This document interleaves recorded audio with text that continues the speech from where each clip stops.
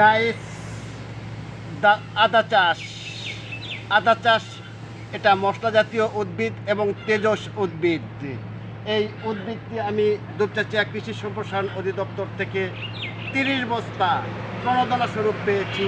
আদা বীজ ও সার এবং বস্তা, আমি এখানে 30 বস্তা আদা চাষ করেছি এবং বস্তার এই আদাগুলো খুব উন্নত এবং সুন্দর হয়েছে। তো জানেন, খাদ্য এবং ঔষধ এই দুটা অত্যন্ত জরুরি, তাই খাদ্য এবং ঔষধ দুটাই দিতে হবে। অনেকে মনে করবে যে বস্তায় আদা চাষ, খাদ্য দিতে হবে না, ওষুধ দিতে হবে না, এটা ভুল। খাদ্য এবং ঔষধ দিতে হবে, তাই আপনাদেরকে আমি ওষুধ দিয়ে দেখালাম। উচ্চ ফলনশীল আদা এটা।